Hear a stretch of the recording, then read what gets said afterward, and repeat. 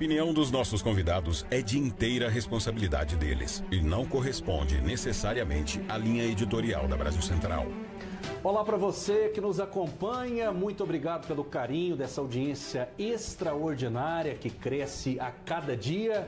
Falamos na TV Brasil Central, falamos pela TV Alego, RBC FM, Rádio Brasil Central AM e também no nosso YouTube que está bombando, são mais de 50 milhões de visualizações, estamos chegando a 400 mil inscritos. Para a gente esse número é grandioso, mas muito menos do que tem esse fenômeno das redes sociais, da política, um cara que muita gente fala que pode chegar ao topo, pode chegar ao Palácio do Planalto, mas conversando antes com ele, ele quer seguir um passo de cada vez. Conosco, o deputado federal mais bem votado de Minas Gerais, 1,5 milhão de votos.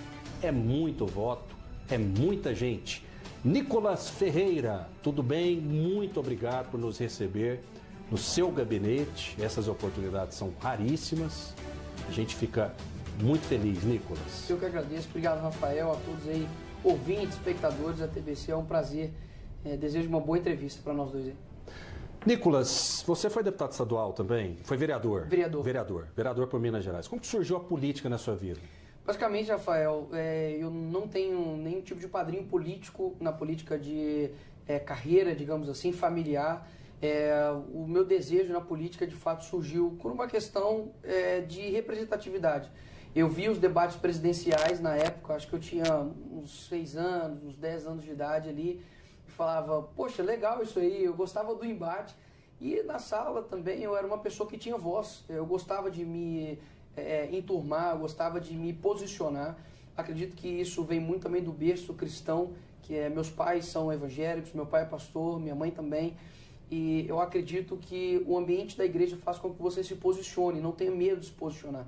Então, tanto na escola quanto na universidade, eu tive esse posicionamento, e isso fez com que as pessoas vissem em mim uma representatividade.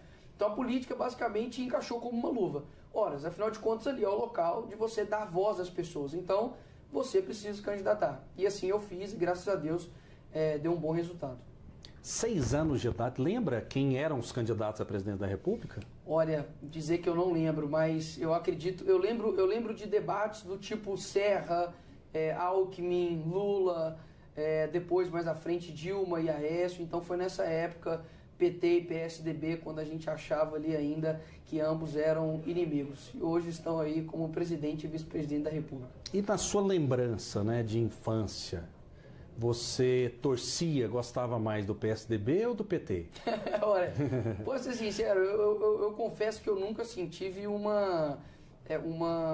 entendimento profundo do que era o PT, o que era o PSDB.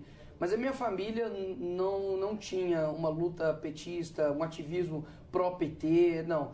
Era de fato mais PSDB. Então, no tanto que eu me lembro da minha família votar mais no Alckmin, no Serra, no Aécio também depois, por acreditar que era oposição ao PT. Então já tinha ali um direcionamento mais à direita, ou ao menos buscar algo que fosse parecido com isso, né?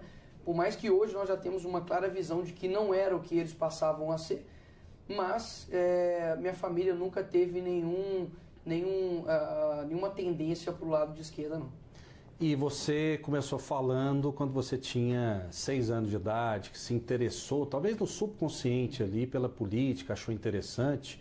Como que foi sua infância? Quem era o Nicolas? O que você gostava de fazer? Como que era a sua vida, Nicolas? Olha, uma criança normal, gostava de jogar bola na rua, eu ia pra escola. Até hoje gosta, né? Até hoje gosta de jogar uma bola.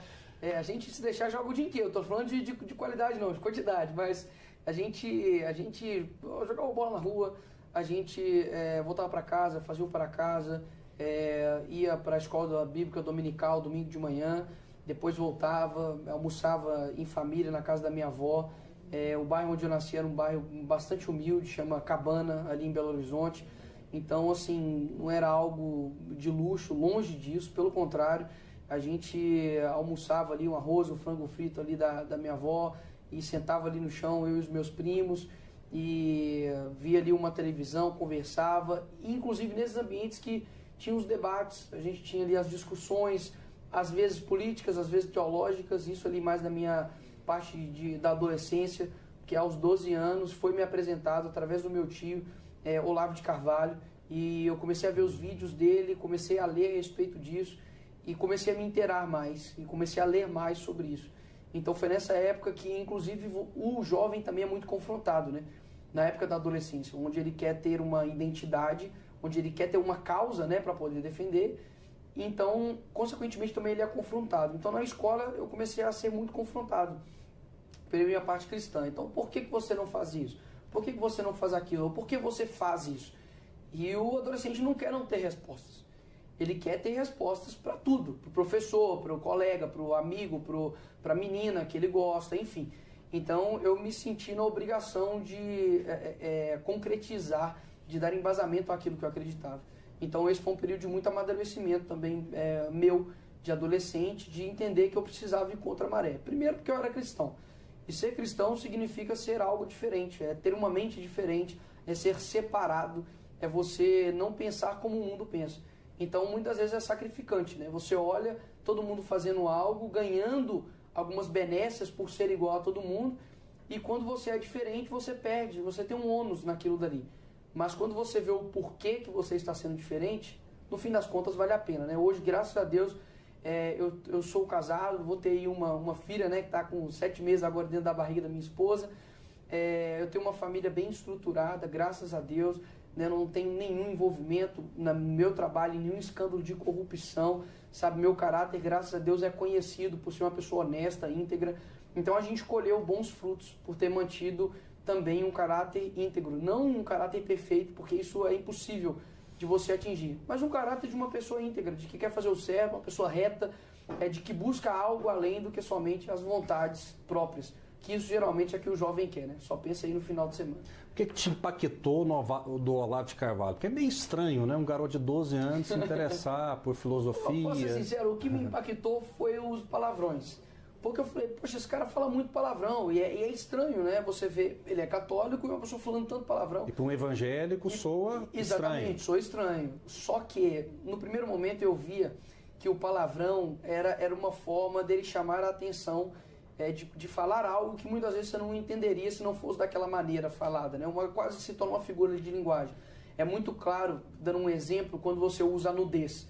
Por exemplo, em uma escultura, você vê nudez numa escultura, em uma pintura, e quando você tem uma nudez, por exemplo, em um filme pornográfico, em uma cena pornográfica, em uma música que tem uma nudez explícita, é a mesma nudez, só que de um modo diferente para poder passar mensagens diferentes.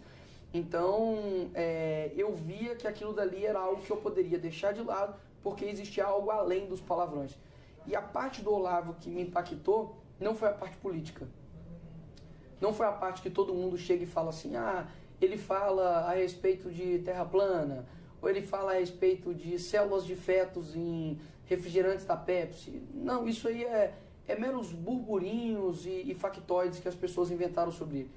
A parte de fato que, para mim, eu me apeguei ao Olavo foi a parte filosófica e a honestidade intelectual dele. Então, através dele, eu conheci grandes autores. Mário Ferreira dos Santos, que é uma das pessoas mais incríveis que o Brasil já teve e desconhecida. Conheci o padre Sartilonges, que escreveu o livro A Vida Intelectual, que me ajudou assim incrivelmente a minha vida, em tudo. Inclusive foi esse livro que fez o Olavo deixar de ser um jornalista para se tornar um professor e dedicar a lecionar. Então, o sentido da vida, sabe? A questão de você ser forte, ter uma personalidade forte, a questão dos valores morais, dos princípios, ser uma pessoa genuína. Então, o Olavo, das 12 camadas da personalidade que ele destrinchou e mostrou, sabe, que nós temos isso, em qual camada você está, a importância de você saber em qual camada você está. A paralaxe cognitiva, né, que é quando você percebe o que é e você começa a entender melhor o porquê a pessoa é de esquerda e o porquê que as pessoas estão onde estão. Enfim, isso que me chamou a atenção, de que ele conseguia, mesmo que com palavras um pouco grosseiras e de um modo completamente diferente do habitual que a gente estudava na escola, né, talvez com palavras de jargões difíceis, de palavras belas, mas que você não entendia. E a sabedoria nada mais é do que saber utilizar a sua inteligência. E a inteligência significa você saber usar a verdade. A sabedoria é saber usar a inteligência. Então, não adianta você ser um sábio que não sabe passar essa sabedoria. Então, ele soube passar essa sabedoria para os outros, da maneira dele. E eu acho que ele conseguiu fazer isso comigo. Fazer com que eu tenha vontade de ter uma vontade de aprender, de ter um conhecimento genuíno, de olhar para si mesmo e parar de olhar mais para o outro e sempre, sabe, tentar ser melhor. Acho que foi isso que o Olavo fez comigo ali aos 12, 13 anos de idade. O passo seguinte foi se engajar nas redes sociais? O passo seguinte, de fato, foi ali na impeachment da Dilma, 2015, 2016. O Brasil inteiro, na verdade, estava um pouco antes com relação às manifestações do não é só pelos 20 centavos, que inclusive as pessoas esqueceram, né, disso, porque as mesmas pessoas que estavam pedindo a saída do governo, PT, hoje elegeram o PT novamente. Só que demanda 2, 3 gerações para esquecer completamente a história do que aconteceu anteriormente. Foi um movimento de esquerda, inclusive. O movimento das ruas dos 20 centavos foi um movimento, digamos, genérico. Foi um movimento genérico, só que foi tomado, como a esquerda sempre faz, pela esquerda. Então começou a surgir os black blocs, começou a surgir os ativistas, os movimentos sociais, universitários, e começou a tomar conta da questão. E o conservador, por princípio, ele é cético. Então eu me lembro que, na época, os professores incentivaram todo mundo a ir para as ruas. Eu não fui. Inclusive eu zombei. Eu fiz um cartaz zoando, tipo, uma pauta que não era a pauta que eles estavam falando. Porque no Todo Mundo Odeia Chris, que é um seriado, quando ele vai se candidatar para, tipo, o presidente lá da turma, ele fala suco de uva ontem, suco de uva hoje, suco de uva para sempre. E aí eu fui e fiz esse cartaz e zoei. Tipo assim, pô, vocês nem estudam e querem sair pra rua para lutar por educação? Entendeu? Na época eu já estava assim, indignado com isso. Peraí, vocês estão indo pra rua lutar pela educação, matando aula? Então, não fazia sentido para mim. Então eu fiz uma ironia do próprio protesto deles e não fui pra rua. E depois disso veio Fora Dilma, que foi um protesto, uma indignação, porque a Dilma estava gastando milhões de reais com a estruturação de estádios, sendo que tinha pessoas morrendo em filas de hospitais, estruturas de escolas em péssimo estado, e as pessoas se revoltaram com isso. Ainda assim, teve Copa do Mundo, teve Põe Circo, e as pessoas esqueceram disso e reelegeram mais uma vez o mesmo partido que destruiu o Brasil há pouquíssimos anos. Então foi nessa época que eu comecei a estar mais presente nas ruas, que inclusive as pessoas, não foi um privilégio meu não, as pessoas no Brasil inteiro começaram a entender mais o que está acontecendo, né? Quem é quem nessa história aqui? E eu comecei sim a postar os meus vídeos, a me posicionar, e foi aí que surgiu basicamente tudo. As páginas de direita, as pessoas falando, nos carros de som, e eu também comecei a movimentar nisso. Fiquei 4 dias aqui acampado em Brasília, no impeachment da Dilma, numa barraca. Quando deu o último voto na Dilma, realmente me deu uma esperança muito grande. Seus pais te incentivavam? Sair de eles BH, não me incentivavam, vir para Brasília? mas eles também não me bloquearam, sabe? Eu sempre fui uma pessoa de muita coragem. E todo mundo que é corajoso também é teimoso. Então eu sempre fui muito teimoso. Falei, pai, eu vou. E meu pai sempre confiou muito em mim. Ele só perguntava 2 coisas: para onde e com quem? Então, para onde e com quem? Pai, tô indo com fulano de tal, fulano de tal. Para onde? Tô indo para Brasília, vou ficar nesse lugar, tal dia eu volto. Então eu acho que isso é muito bacana também de pai para filho. Você confiar no seu filho. Porque imagina se meu pai não confiasse em mim. Talvez eu não estaria aqui hoje. Ele é uma grande referência para você? Meu pai é a minha maior referência. Quem dera se eu for metade do que o meu pai for. Quem é o seu pai? Meu pai, ele é, acredito, a pessoa que eu posso dizer que ele é amigo de Deus. Eu posso dizer isso assim com tranquilidade. Meu pai é aquele que, quando você vê ele pessoalmente e você vive, é ele que de fato, para mim ele é sinônimo de servir. A Bíblia fala que meu pai ele é pequenininho, mas a Bíblia fala que maior é aquele que serve. O meu pai ele é um gigante por conta disso, porque ele tem um coração de servir. Você chega em casa, ele está fazendo alguma coisa. Se a gente vai para um sítio, ele faz algo, ele está lá preparando algo, ele está sempre servindo. Chega na igreja, ele é o pastor presidente. Geralmente as pessoas invertem isso, né? Então o próprio Jesus, ele era filho de Deus. Ele não era somente uma pessoa qualquer, ele era filho de Deus. E ele chega e limpa os pés dos discípulos, sabe? Ele serve as pessoas que estão ali em volta. Ele reparte o pão. Então, olha só o exemplo que ele deu. Então eu vejo o meu pai como o espelho realmente do que é mais próximo do que é ser um pequeno Cristo. O cristão é perseguido, na sua opinião, porque com o surgimento do Bolsonaro, né, algumas pautas religiosas entraram em curso com muita força no país. Você sente isso? Você se sente perseguido pelo sistema? A perseguição aqui no Brasil, diferentemente do que as pessoas sempre viram exteriormente, como se a perseguição daqui fosse acontecer igual a perseguição no Oriente Médio, uma perseguição armada. A perseguição aqui não é armada, a perseguição aqui era cultural. Quando você olha para a época de Hitler, você vê que antes de ter um genocídio físico, existe um genocídio cultural. Então, primeiro você destrói a personalidade dos judeus, você destrói a sua cultura para depois você aniquilá-los fisicamente. E é exatamente isso que acontece aqui no Brasil. Primeiro você destrói a personalidade do cristão. Hoje o cristão já não é mais um cristão. Ele é o intolerante, ele é o preconceituoso, ele é o transfóbico, ele é o homofóbico, ele é o extremista, ele é o fundamentalista religioso. Percebe? Você já não tem mais nome. O pastor não é mais pastor, o padre já não é mais padre. Eles são intolerantes. Ou seja, você despersonifica o ser humano, você tira a humanidade dela. Então, isso é uma maneira de tirania, isso é uma maneira de perseguição. Hoje, um adolescente que entra na sala de aula e fala sou contra o aborto, ele é perseguido. Hoje, um jovem que entra dentro de uma universidade federal e fala eu sou contra o feminismo, ele vai ser perseguido. Uma mulher que fale isso vai ser perseguida.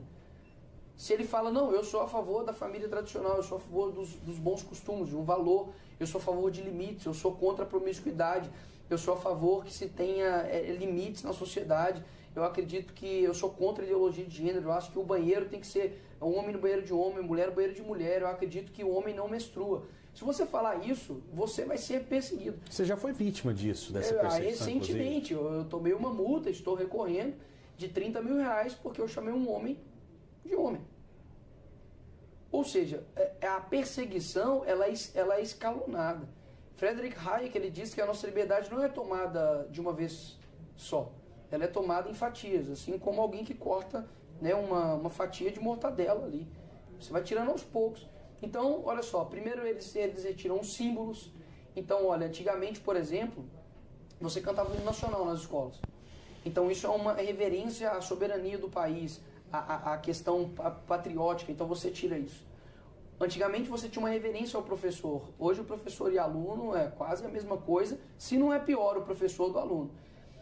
Dentro da escola, a escola tem mais autoridade do que o pai e a mãe.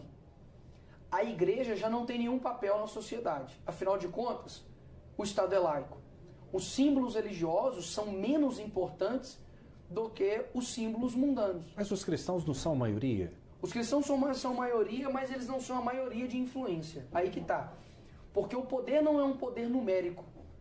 Você pode ter aqui uma casa como essa, que tem 513 deputados, mas o poder não está nos 513.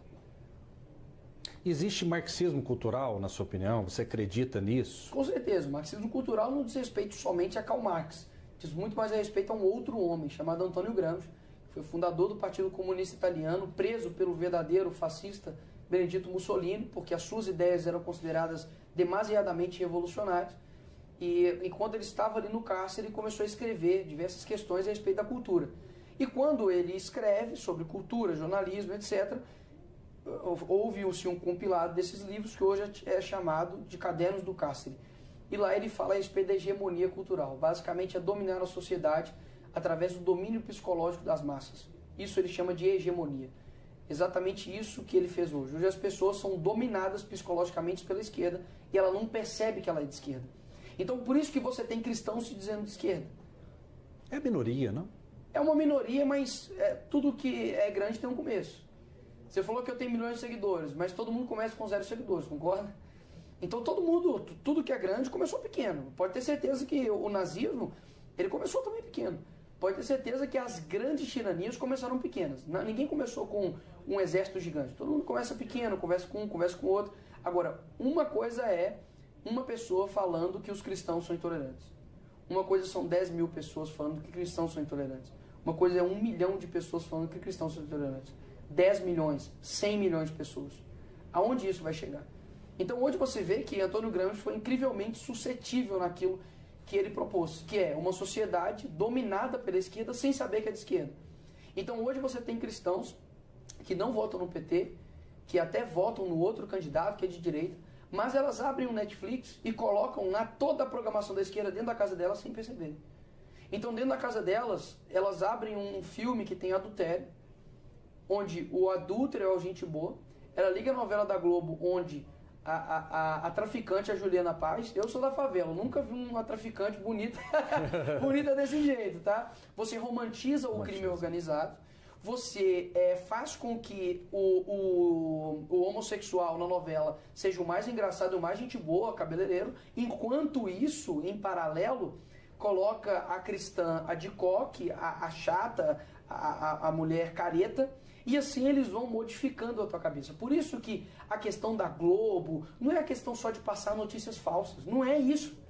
Esse não é o problema da Globo, esse não é o problema da grande mídia. O problema da grande mídia é que diariamente eles têm pelo menos 1 hora da sua mente.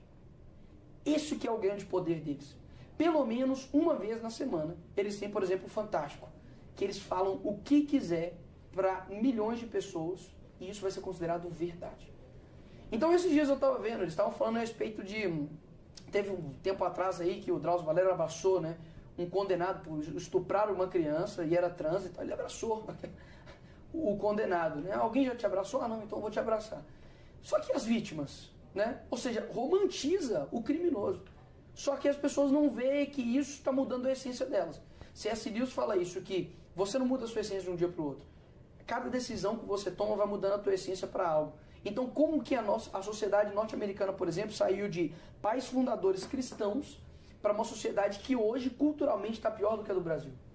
Isso eu falo com você com toda tranquilidade.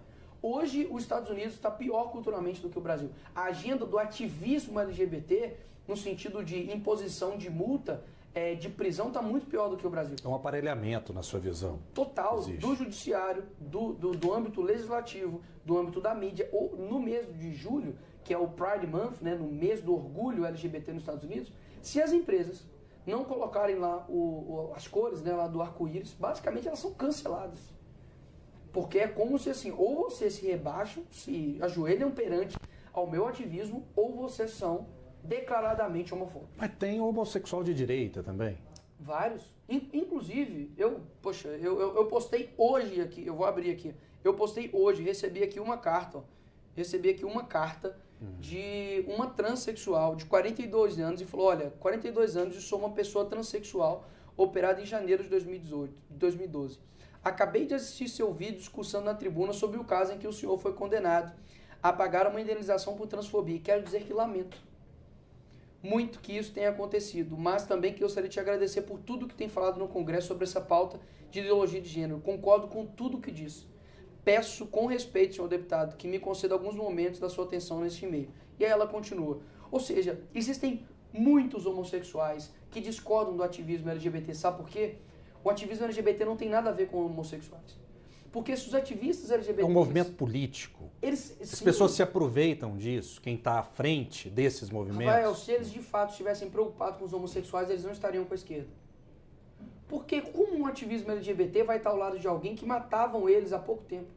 Fidel Castro deu uma entrevista para a Folha de São Paulo dizendo que ele perseguiu e matou homossexuais. Che Guevara da mesma forma. Os homossexuais eram colocados em campos de concentração, de trabalho escravo em Cuba. Ou seja, como eles lidavam os homossexuais lá atrás?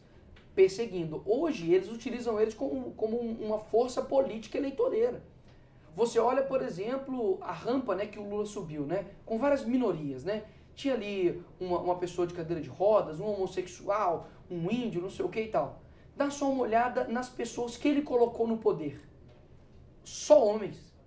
Né? Você olha a indicação dele para o STF, um homem. A indicação dele para a PGR, um homem. A indicação todos homens, brancos, héteros, ricos, cis.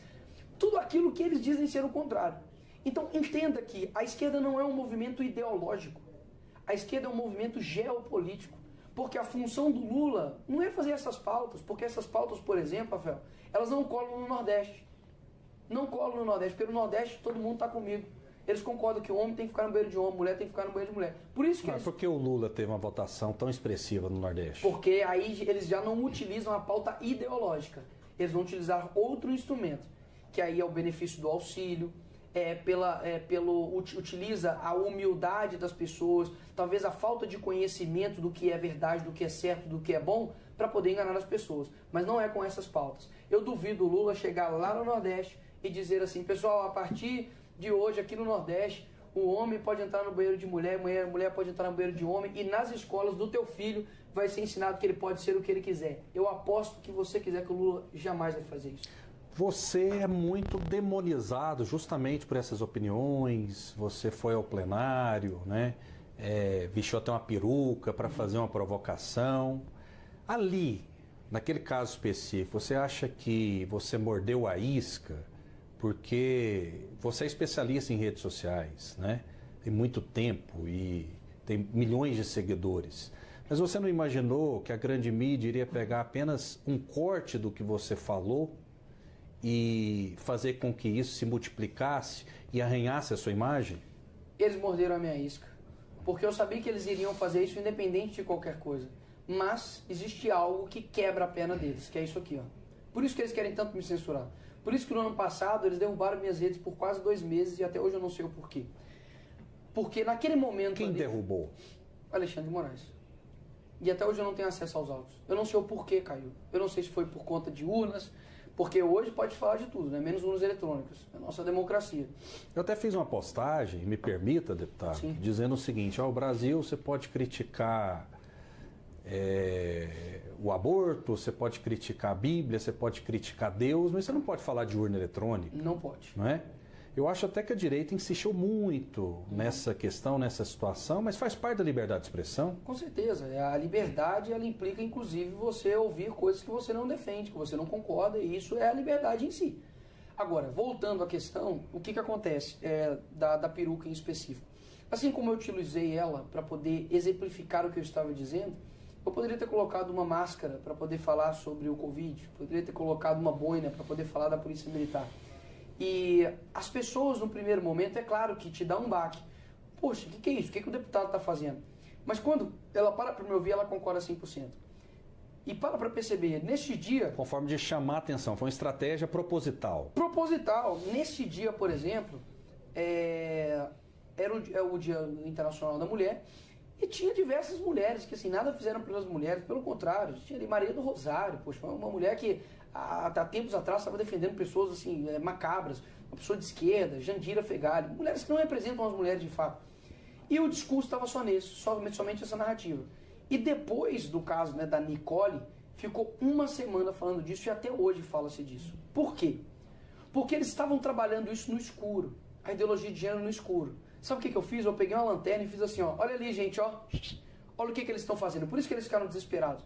Então, desde a camareira no hotel fala comigo, ó, gostei daquele seu discurso lá da peruca lá, você tem razão. Desde a mulher do caixa, desde um CEO de empresa que já parou pra mim e falou, gostei. Ou seja, eu me expus ao ridículo para poder, de fato, denunciar o ridículo. Mas, olha o quanto que eu atrasei da agenda deles. Mas poucas pessoas acompanharam o discurso todo, concorda? E existe uma informação que chega por meio da grande mídia também. Você falava da Rede Globo. E por meio da grande mídia, né, sua imagem não ficou arranhada?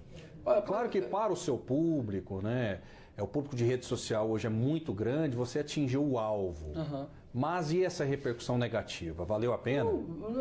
A repercussão negativa, vou ser bem sincero, para mim eram das próprias pessoas que já não gostavam de mim. É simples assim. E as pessoas que falam, nossa, foi excessivo, para mim excessivo é roubar, pô. Para mim excessivo é botar dinheiro na cueca, para mim excessivo é botar um bandido na presidência, para mim excessivo é eu receber emenda e colocar na prefeitura da minha ex, como o Janones fez. Para mim excessivo é fazer rachadinha, como o Janones fez. Agora, eu colocar uma peruca para poder denunciar uma pauta ideológica que tem destruído um monte de vidas, pô, excessivo no Brasil é sacanagem, né? Então assim, essas pessoas, elas já estão tão acostumadas a elas serem um falso moderado, Porque eu tenho uma régua de 30 centímetros, o meio é 15, correto? Mas para essas pessoas o meio não é 15, porque elas acham que o meio é 29. Se o meio é 29, qualquer coisa que está aqui fica extremo. Então, qualquer coisa que eu faça vai soar extremo para essas pessoas. Então, o falso moderador é aquele que apazigua o crocodilo esperando ser o último a ser comido. Essas pessoas que não gostaram do meu discurso podem ficar em paz, porque um dia chegará na porta de vocês. Vai bater lá na tua casa, um dia que você entrar com a tua filha dentro do banheiro, sua mulher estiver lá dentro do banheiro com a sua filha, e entrar um homem de 10 metros, e você falar assim, não pode acontecer isso, e ele calar a tua boca e colocar você na cadeia, ou fazer você pagar uma multa. Aí você vai lembrar, opa, poderia alguém estar lutando contra isso aqui, né? O Nicolas avisou. Então, ou seja, dia após dia eu vejo que, mais uma vez, a Nicole tinha razão. Você respeita os homossexuais? Claro. Você pode fazer o que você quiser na tua vida, pode sentir o que você quiser, eu não me importo, zero me importa. Agora, é diferente quando você quer impor a tua vontade em cima de mim. Eu não imponho minha vontade para cima de ninguém. Ah, você acredita na Bíblia? Não. Ah, então você é um bibliofóbico. Ora, isso não soa democrático, né? Então você pode ter a conduta sexual que você queira, não me importo com isso. Agora, não queira colocar para mim de que eu preciso achar bonito, de que eu preciso concordar com o comportamento sexual, de que eu preciso adotar isso para minha família. Opa, peraí, não é meu corpo, minhas regras, que eles gostam de dizer? Minha família, minhas regras. Minha sexualidade, minhas regras. E eles precisam respeitar isso. Esse pensamento chega às crianças também? Esse movimento chega aos pequenos? As crianças é o grande alvo. As crianças são o grande alvo, porque até os 5 anos você forma teu caráter. As crianças, elas precisam ter a liberdade de serem crianças. E quando você é criança, você não fica preocupado do tipo, o que eu sou? Um homem ou uma mulher? Nossa, eu preciso decidir isso. Não, simplesmente você vai crescendo e vai compreendendo as coisas, e é natural. Agora, que intenção que eles têm de querer ter tanta audiência das crianças? Por que eles querem ter tanta audiência das crianças? Nos Estados Unidos você vê a apresentação de drag queen nas escolas para crianças. Você vê cada vez mais os conteúdos mais sensuais para as crianças, mais sexuais para crianças. Por que eles querem ter? Porque eles sabem que eles estão em formação, né? E quando está em formação, você já pega no princípio. Então, se você já consegue colocar no início de uma receita alguma ingrediente ali, você atinge o bolo inteiro. Então, as crianças são um grande alvo. Pode ter certeza disso. Por isso que lá no Canadá, lá nos Estados Unidos, as paradas LGBT, eles sempre estão lá, né, com as crianças, vendo cenas assim absurdas, sexuais, sabe, de depravação mesmo. E eles são um grande alvo, porque quando você destrói a identidade ali de uma criança sexual, o efeito é muito danoso, porque uma criança não tem a estrutura da realidade ainda completa. Ela pode acreditar em Papai Noel, ela não tem a condição ainda de tomar decisões para a sua vida inteira. E nós estamos vendo hoje, nos Estados Unidos, crianças de 12 anos fazendo transição de gênero, tirando ali o seu órgão sexual masculino e nunca mais conseguindo se reproduzir, ter ali uma experiência sexual com uma mulher, porque alguém chegou para elas e disse, você tem um jeitinho de menina, então você tem que virar menina. Ignorando, eles nos chamam de negacionistas, né? Eles são os negacionistas de fato. Eles ignoram a ordem cromossômica XY, eles ignoram a ordem cromossômica XX, eles ignoram os fatores hormonais, eles ignoram tudo isso. Porque para eles o que importa é colocar a todo custo o que eles querem para Por esse tipo de pensamento seu, você é chamado de fascista, de extrema-direita e todos esses adjetivos. Isso te incomoda? Zero. O preço de não ser um ignorante é ser odiado por eles, né? Você é de extrema-direita? Não, eu não acredito que exista uma... Posso existir uma extrema-direita, mas o que significa ser de extremo? Se defender a família, no sentido de, olha, eu defendo a minha esposa, eu defendo os meus filhos, eu defendo que deva ter limites entre nós, eu defendo que deva ter um respeito, uma hierarquia, uma disciplina, eu defendo que o banheiro deve ser algo fisiológico e não ideológico, eu defendo que a justiça deve ter uma justiça imparcial e não política, eu defendo que a ideologia de gênero é algo que não deve ser aplicado nas escolas, nem nas universidades, nem no ambiente público. Eu defendo que o cidadão ele possa ter o direito de se defender além do próprio aparato estatal, ele tem que ter essa liberdade. Eu acredito que a liberdade de expressão deva ser garantida para as pessoas. Eu acredito que a criança dentro da barriga deva ser preservada a vida dela, porque sem a vida não tem nenhum direito subsequente. Se isso é ser radical, tudo bem, então eu sou radical. Mas é perspectivas, né? São perspectivas. Quando eu olho para uma pessoa de 2 metros de altura, essa pessoa é gigantesca. Mas para quem tem 1,90 m, uma pessoa de 2 metros é quase o tamanho dela. Então, são perspectivas. Então, qual é o teu norte moral? Você está do lado da esquerda, acredita que matar uma criança dentro do ventre porque eu quero, não queria ter ela, é válido? Então, meu amigo, então de fato eu sou o extremo a você. Eu defendo a vida. Muita gente que quer criticar o Lula diz o seguinte: faz o L agora, porque o Brasil está numa situação difícil, a economia não vai bem. Essa questão do faz o L surgiu de você? Então, eu não sei se eu fui o primeiro, tá? Mas talvez eu fui o que mais ajudei a propagar. Porque o vídeo que eu fiz... Foi proibido esse vídeo? Foi proibido e fui multado. Este vídeo fui multado, se eu não me engano, em R$40 mil. É um vídeo que eu fiz no segundo turno da campanha ano passado. E eu falei, olha, quando o teu filho chegar em casa com o olho vermelho, de tanto fumar maconha, faz o L. Quando for legalizado o aborto, faz o L. E aí eles disseram que era propaganda enganosa. É um texto completamente poético, exato, né? Não, é poético, um texto, poxa. gente. Não, Mas como que você... eu nem deveria me posicionar numa entrevista, mas eu tenho direito a dar minha opinião também. Um vídeo completamente normal que você escreve ali, né? Esse vídeo incomodou? Rafael, os caras fizeram já propaganda chutando a cabeça do Bolsonaro. Os caras já fizeram arte batendo com um taco de beisebol na minha cabeça até eu morrer. Eles já... um taco de beisebol na cabeça do Bolsonaro até morrer e colocando uma estaca de ferro na minha cabeça com 22, queimando a minha cabeça com 22. Eles já queimaram a minha foto em manifestações. Então, assim, peraí, o meu discurso é de ódio? Eu dizendo que possivelmente poderia acontecer, e aconteceu. Eu disse que o aborto seria legalizado e o STF colocou em pauta a legalização do aborto. Recuou, né? Por hora. Parou agora, né? Por conta das pressões, mas o Lula indicou 2 ministras da saúde e da mulher que são favoráveis ao aborto. Foi um texto profético, então. A legalização das drogas está sendo pautada. Entrou em pauta. Pelo STF. Ou seja, o TSE vai me como é que fala? Vai me indenizar por conta disso, porque a multa está aí. Mas a esquerda não pode dizer o seguinte, olha, não foi o governo Lula, foi o STF. Com o Bolsonaro não passou nada disso. Então é uma coincidência da vida, né? Quando estava com o Bolsonaro, nenhuma dessas pautas passaram.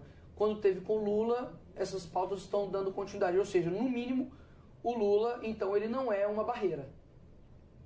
Quando se tira o Lula, quando se tira o Bolsonaro, então tira-se também a barreira. Então, no mínimo, o Lula dá passe livre para isso acontecer. O criminoso é vítima da sociedade?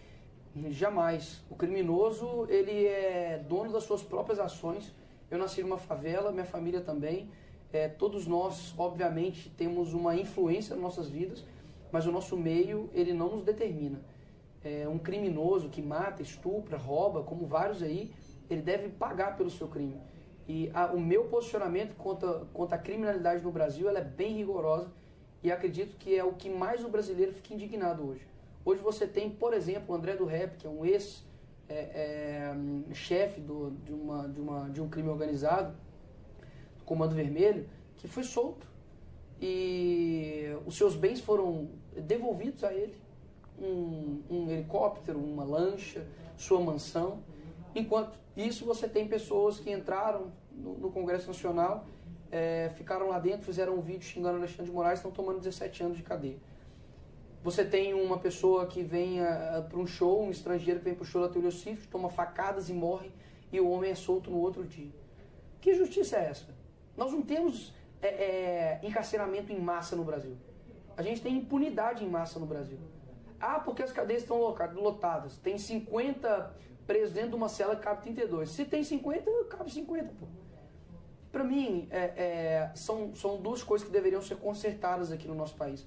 Porque a polícia ela acaba ficando desestimulada a cumprir o seu papel, porque você tem uma audiência de custódia que pergunta para o bandido assim, você foi bem tratado? Ele falou os seus direitos? Você sofreu algum tipo de pressão psicológica? Eu vi isso pessoalmente enquanto eu cursei direito. Você sofreu, a sua algema estava apertada? E o policial já prendeu aquela pessoa 10 vezes, 12 vezes. Então o policial fica desestimulado. Sem estrutura e ainda com a mídia falando que eles são opressores e sem treinamento. Porque tem uma justiça cúmplice do crime organizado. Ou seja, ou nós fazemos juízes que de fato cumpram a lei e parem com essa progressão de regime, progressão de pena. Porque para mim é o seguinte, faz ali a dosimetria da pena. Latrocínio, roubo seguido de morte. Pegou 12 anos de cadeia, meu amigo, 12 anos de cadeia. Ah, porque se comportou bem na cadeia aqui, ó, uma palma e meia pra você. Meus parabéns, quando der 12 anos você tá solto. Ressocializa, faz o que você quiser, você é um homem livre. Toma seus direitos políticos novamente, vai votar, faz o que você quiser. Mas enquanto você não cumprir 12 anos, você vai ficar dentro da cadeia. Ah, porque a cadeia é uma faculdade de criminosos e tal. É só você não fazer nada disso. Eu nunca vi uma pessoa que está dentro da escola estudando ir pra cadeia do nada. Alguém chegar e falar, você tá preso. Não fez um para casa. Eu nunca vi. Eu nunca vi. Ou seja, as decisões que cada um toma geram consequências, que é a lei da semeadura, é uma lei ainda que o STF não derrubou aqui no Brasil. Aquilo que você planta, você colhe. Então o judiciário do nosso país, ele é cúmplice do crime organizado. Ele é cúmplice do que nós temos hoje. Se hoje nós temos grandes pessoas do crime organizado sendo soltas, tendo, por exemplo, presídios que eles continuam ainda comandando aqui fora, é porque algo está errado. Você tem medo do STF? Medo? Medo eu tenho de Deus. Medo eu tenho dele. Ele pode tirar minha vida e na hora que ele quiser. Agora, medo do STF já... Pelo que está acontecendo no Brasil... O que eles podem fazer comigo? Caçar seu mandato? Tá. Seria uma pena. Lamentável. Eu ficaria extremamente chateado. E não busco isso. Quero manter meu mandato. Quero dar voz às pessoas. Eles iriam encarar 1,5 milhão de pessoas. Bolsonaro ficou inelegível mas eu não sou por um 8 mandato. anos. Pois é, mas eu não sou um mandato. Eu não sou um mandato, eu sou uma pessoa. Ah, minha De onde vida... vem, Nicolas, essa coragem? Você vai ter filho agora, você tem esposa, você tem família. Talvez essa é uma pergunta que te fazem, ou que você se faz também. Vale a pena? Vale, porque eu não vim aqui para poder ser feliz. Eu vim aqui para poder cumprir um propósito. E o pior tipo de medo que eu posso ter na minha vida é eu chegar no céu e eu ter tido sucesso naquilo que não era para eu ter tido sucesso. Esse é o pior tipo de fracasso. Então, eu quero me arrepender, talvez, das coisas que eu fiz, mas não daquilo que eu deixei de fazer.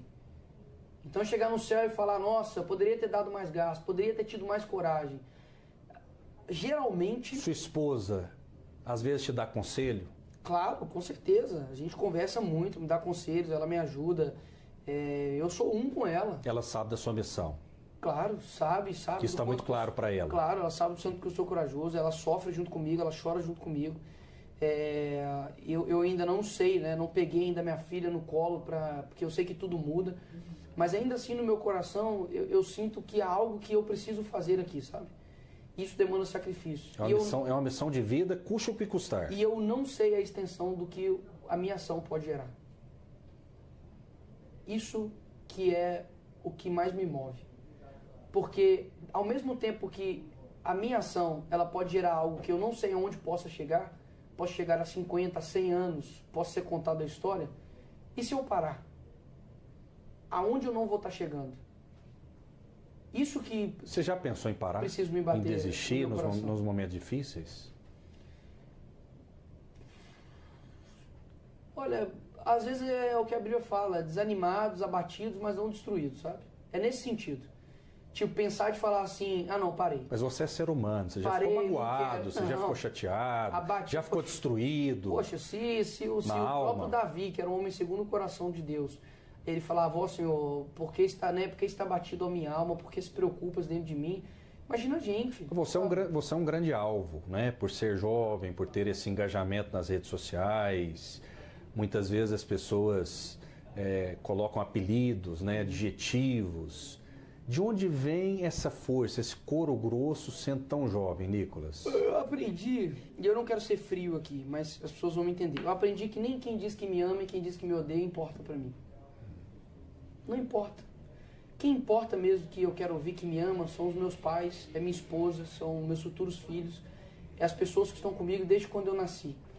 Agora, que é óbvio que eu sei que pessoas falam que me admiram e tal, mas nada além disso eu coloco no meu coração e internalizo como verdade, porque o amor que o meu pai e minha mãe têm, minha família tem por mim, eu sei que é um amor único. Então, por que eu vou levar em consideração que uma pessoa que eu nem conheço está falando que me odeia? É irrelevante para mim, sabe? É irrelevante de verdade. Assim, é claro que algumas coisas te chateiam, mas no âmbito de injustiça. Então, quando, por exemplo, durante a eleição, no segundo turno, foi-se lançado um vídeo de um ator pornô como se fosse eu. Isso foi o deputado Janones, inclusive, que ajudou a dissimular tudo isso. E ele seguia esse ator pornô. Uma maldade muito grande, né? E ele seguia esse ator pornô, ou seja, ele deixou o rastro do crime dele ali, né? E isso não é que me afetou, mas afetou pessoas que gostavam de mim, sabe? Meus familiares e tudo. E eu lembro que no dia eu falei assim, poxa, que baixaria, né, dessas pessoas. Eu não tenho coragem de fazer isso só porque um cara é opositor meu político. Mas na hora eu lembro que eu parei e fiquei chateado, né, como você disse agora, mas eu já me recompus e falei, quer saber, vamos dar a volta por cima nisso. Gravei um vídeo e tudo, as pessoas entenderam, compreenderam, inclusive foram um tiro no pé deles. Que as pessoas falavam, poxa, realmente, olha o nível dos inimigos do Nicolas. Então, ele deve estar certo em alguma coisa. Muito bem, a gente já está chegando no finalzinho da entrevista e tem um quadro que se chama Em Uma Palavra. Show. Para saber, né, exatamente o que você pensa sobre muitos assuntos. Vamos lá. Você disse até para mim que estava sentindo uma entrevista com o Roberto Cabrini, né? A quem eu admiro muito. Eu também. Marília Gabriela também, eu acho fantástica. Você dizia que gostaria de ser entrevistado por ele? Cabrini é uma vontade, de fato, de ser entrevistado pelo Cabrini. É um sonho. Por quê? Eu acho que ele, além dele já ter entrevistado muitas pessoas que eu admiro, eu já acompanhei muitas entrevistas dele. Eu acho que ele é uma pessoa que consegue extrair, assim, sabe, de você. Ele vai te pressionando e te pressionando. Eu acho ele uma pessoa autêntica que faz uma... Ele é um bom entrevistador. É um jornalista investigativo. Sim. Sem dúvida alguma, maravilhoso, né? Extraordinário. Sim. Vamos lá então, nosso quadro Em Uma Palavra. Vamos lá. Ou em uma frase, né? Você tem licença poética para isso e não vai ser censurado por nós jamais. Aliás, antes do Em Uma Palavra, a censura chegou mesmo ao Brasil com tudo? Chegou com tudo. Faz um teste, fala sobre urnas eletrônicas ou sobre qualquer um dos ministros do STF, especialmente sobre Alexandre de Moraes, e você, em breve, saberá o que é censura. Muito bem, vamos lá. Em uma palavra ou em uma frase, Jair Bolsonaro. O trator pavimentador, o homem que mudou o Brasil antes e depois dele. Você se inspira nele? Sim. Lula.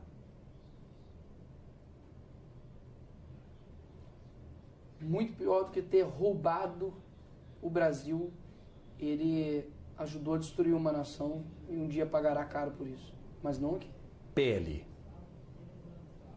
O partido que o Bolsonaro levantou e que é o maior partido hoje no Brasil. PT. Se o diabo tivesse um partido, seria esse. Dilma Rousseff. Uma quantidade baixíssima de neurônios. Ela recebeu o golpe mesmo, como dizem? Só se for quando for criança, né? E aí deu uma dissonância cognitiva nela, mas golpe jamais, foi dentro da lei, pedalada fiscal, e tem que aguentar os crimes de responsabilidade que ela cometeu. Golpe só na mente da esquerda mesmo. FHC. Um socialista de sapatênis. Juscelino Kubitschek. Um homem corajoso. Congresso Nacional. Como que você o vê? Poderia ser bem melhor do que é hoje. STF. Homem sem alma. Gilmar Mendes.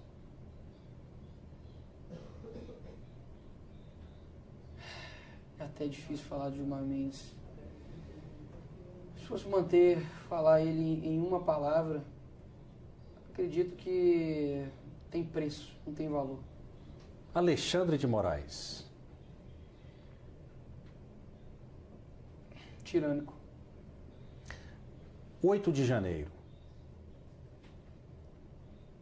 um erro que foi aproveitado pela esquerda. 6 de dezembro, que foi aquela quebradeira na Assembleia Legislativa do Estado de São Paulo. A prova concreta de que 8 de janeiro foi pura perseguição política. Essas pessoas serão punidas? Já foram soltas. Flávio Dino. Um homem de geleia mentiroso. Democracia. Um falso Deus. Por quê? Porque ela somente é um modelo de governo. Aristóteles nunca falou que é o modelo perfeito. Democracia, o governo do povo. Mas existem diversos outros modelos de governo. Você tem a monarquia, você tem a oligarquia, você tem vários outros. Eu acredito que a nossa democracia é um falso Deus. Ou seja, ela parece ser algo bom, mas não é. Democracia, o que nós estamos vivendo, está longe de ser de fato algo democrático no sentido da palavra. Porque democracia não é uma virtude, como honestidade, bondade, justiça. Democracia é um meio, é um modelo de governo. Um modelo de governo que aqui no Brasil não tem dado certo. Mas é o melhor meio, ou menos ruim, pelo menos. Até então é o menos ruim, mas a monarquia, eu acredito que ela, por ela não ter essa coisa de 4 em 4 anos e ser o nome da família, você consegue tomar medidas que sejam mais extensas. Aqui no Brasil, não. Eu não tenho por que deixar um governo bom para o meu sucessor. O problema é dele. Agora, a família não. Tem um nome a se prezar. E se ele fizer algo ruim, será fazendo algo ruim para a família dele. Então, a monarquia, não absolutista, né, mas parlamentarista, você tem, acredito que, um melhor modelo de sociedade. Esquerda. Esquerda, o sinônimo de inveja. Direita. Temos muito que aprender e amadurecer. Comunismo. Prometeu o paraíso, trouxe o inferno. Maconha. Já passou perto de você, maconha? Já. Em algum lugar, com certeza. Eu estudei na PUC, com certeza. Alguma maconha já passou perto de mim. A maconha, pra mim, é coisa de à toa. Mas você já pensou por um momento em experimentar? Não, na ânsia da adolescência, da juventude? Tá maluco, de forma alguma. De forma alguma. Tanta coisa boa pra experimentar, pô. Um chocolate, picanha, uma maconha. Sacanagem. Por falar em picanha, picanha do Lula chegou? Só abóbora. Polícia, em uma palavra. Por que ela é tão demonizada? Heróis de fardas, desconhecidos, que saem todos os dias de casa, assim, para poder dar vida por outras pessoas, são massacrados pela mídia. E a esquerda, obviamente, são massacra porque eles combatem o crime, né? Simples assim. Brasil. Pátria amada, que poderia ser muito mais do que é hoje. Patriotismo. Fundamental. Bíblia. Manual de vida. Você acredita em Deus? Com certeza. Quem é Deus para você? Meu pai, meu criador, aquele que sabe de todas as coisas e que anseio pela volta dele. E quem é você, Nicolas? Você é um personagem das redes sociais, você é assim 24 horas por dia. Quem é o Nicolas, olhando nos seus olhos? Sou uma pessoa genuína, sou uma pessoa normal, se eu pudesse dizer isso. Sou uma pessoa de coragem, que tem virtudes, que tem erros, que tem vícios, que tem falhas, assim como qualquer ser humano. Mas eu acredito que uma pessoa que tem um propósito, se ateve nele e que é inconformado com muitas coisas. E isso que me move. Então, quem tem um propósito geralmente é teimoso, rejeita alguns bons conselhos, rejeita maus conselhos também, porque a gente tem algo dentro da gente que a gente fala, cara, vai dar certo. Então, eu sou nada mais do que, acredito que um sonhador que quer colocar o sonho em prática. Torcer pro Cruzeiro é um defeito? Jamais.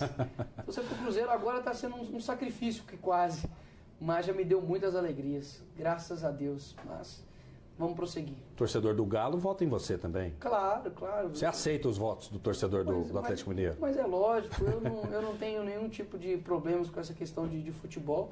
É claro que eu torço, vibro, mas para mim tenho maturidade suficiente para separar essas questões. Nicolas, para fechar mesmo, eu te vejo daqui uns 10 anos, né, como um candidato, como alguém que pode assumir a presidência da República. Você já pensou nisso? Porque as pessoas falam isso, né? Se a gente for olhar para o futuro, vem você como alguém da direita que vai ocupar esse posto. Você pensa nisso? Eu só penso em fazer aquilo que meu pai me ensinou. É melhor você estar preparado e não ter oportunidade do que ter oportunidade e não estar preparado. Caso for isso que o senhor tem preparado para mim, a única coisa que eu quero é estar preparado. Enfim. Nicolas Ferreira, espero que você tenha gostado. Eu adorei. Eu também. Muito obrigado por essa entrevista, por receber a equipe toda aqui da TV Brasil Central, em nome também do presidente Reginaldo Júnior, do governador Ronaldo Caiado. Valeu, sucesso. Obrigado, Rafael, mais uma vez aí. Toda a TBC, Deus abençoe vocês e vamos manter firme, porque não é uma corrida de 100 metros, é uma maratona e eu acredito nesse país. Muito obrigado, fiquem com Deus e até a próxima.